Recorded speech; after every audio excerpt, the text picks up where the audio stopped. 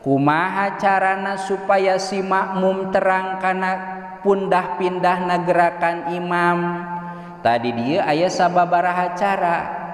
Hiji biru'yatin lahu, ku cara ningali langsung ka imamna. Berarti salatnya ningalina ka mana ya? Ka imam. Imam ruku urang, imam itidal urang. Hiji bisa ku cara ningali ka imam sehingga urang terang pundah-pindahna gerakan imam. Dua, auliba disopin atawa ningali sawarehna jajaran. Lamun di masjid tuluy pinuh keur jalma nu berjamaah pangtukangna kan teu tiasa ningali ka imamnya. Ari sakieu mah meureun masih keneh katingali nya. Ieu mah berarti masjidna gede nya, lega.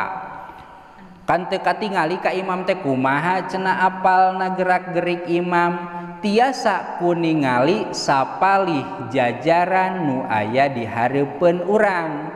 Jajaran nu di hareupeun urang ruku ieu, oh berarti imam ge ruku, milu weh urang ruku nya. Atawa lamun di dieu mah gambaran imam di dieu ari berjamaah bulah ditu tuh kan teu katingali ka dieu, ningali jajaran hareup ruku, ah milu weh ruku. Heg teu nipu nya nu salat di hareup miheulaan teu nanaon ceuk kamari ge ari miheulaan ngan ukur sakali mah ngan ngaleungitkeun kana ganjaran berjamaah. Dua, tiasa ku ningali jajaran sejen. Tilu, au bisimain li sautihi atawa ku cara ngupingkeun sora imam. Husu urang teh salat teh nya ningalina ge ka mana? Kana tempat sujud.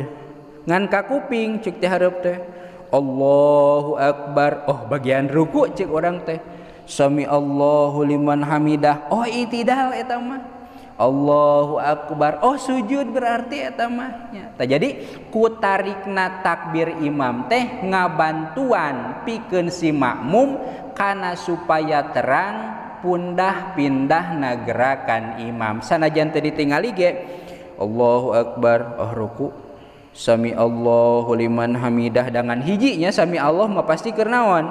I'tidal, Allahu Akbar, oh sujud eta mah. Tah jadi sanajan teu katingali tiasa didangu nya ka kuping pundah-pindahna imam teh.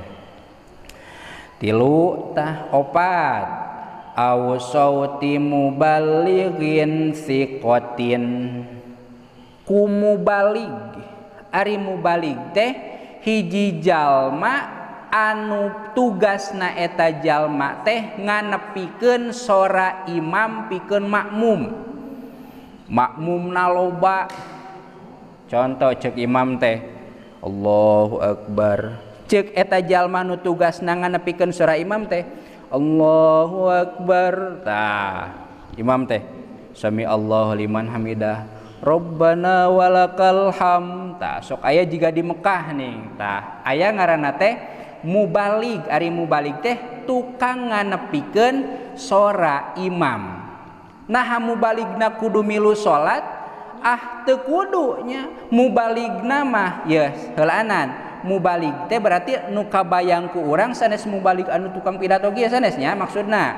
Mubalig teh anu nganepikeun sora imam gambaran makmumna seueur. Eta mubalig teh rek milu salat atawa teu milu salat nya. Teu milu salat teh salat harita bari diukna kursi nya. Ceuk imam teh Allahu Akbar bari ududnya. Ieu mah ceuk kasarna nya, ceuk kasarna bakatingku eta mubalig teh eta nu nganepikeun teh bisa jadi petunjuk keur saha? Keur makmum kana supaya terang gurak gerikna imam, atawa di luarnya mubaligna mah, atawa di mun di dieu mah di kamar masjid bari noong imam teh Allahu Akbar ududnya Sami Allahu liman hamidah Rabbana walakal hamd. contoh lamun makmumna seueur aringan saageung kieu mah masing suara imam ge da dugi nya insyaallah nya dina teu dugina ge tiasa ningali kana jajaran anu payun mubaligna bari siqotin anu kapercaya ulah ieu mah jelema tukang ngabohong dititah jadi mubalig nganepikeun suara imam bisi kumaha bisi nipu puguh-puguh imam can Allahu Akbar makmum ruku kabeh imam nangtung sorangan ari anu teu kapercaya mah bisi nipu sanajan kikituan teh naon di urang mah teu kabayang teh da emang teu kudu ngangenu kitu gitu nya teu kudu masing henteu ngangenu kitu ge lancar-lancar wae nu puguh mah nu jelas mah karosong nya teu ka dieu teh ngemplong we di dieu teh kosong gitu tah.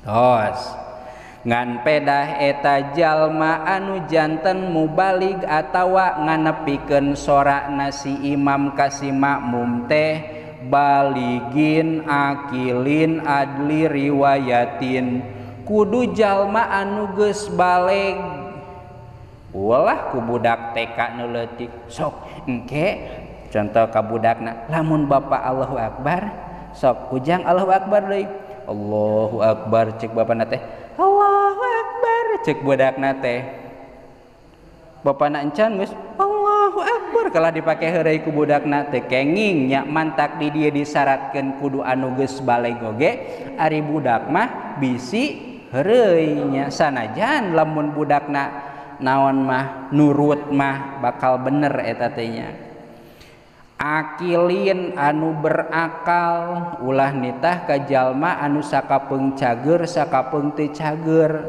barina oge nya piraku nya nitah ka jalma anu gelo kabina-bina anu nitahna ge jadi gelo atuh ari kitu mah nya adli riwayatin adil riwayah biasana jalma ieu teh tara ngabohong ya ulah anu si ieu mah kadang bener kadang henteu nya pokona mah lamun si ieu ngobrol pasti batur teh mikir heula nya kitu bakating ku sering naonana ngabohongna bakating ku sering heureuina tah eta mah teu tiasa kudu kitu mah nya ingkana ghairu musallin falayak fi asobiyyu wal fasiku illa in waqa'a fil qalbi sidquhuma ngan lamun jamaah atawa makmumna percaya ka budak eta mah sanajan budak ge si eta mah bener tara ngabohong kapercaya mangga ari kitu mah rek ku budak ge nya jadi ulah soteh lamun teh mah budakna teu kapercaya asa teu percaya budak mah tah lamun percaya mah percayalah budak eta mah tah maka eta mah mangga nya jadi naon teh jadi mubalig anu nganepikeun sora si imam afada zalika atiyatun kitu saur Syekh Atiyah titik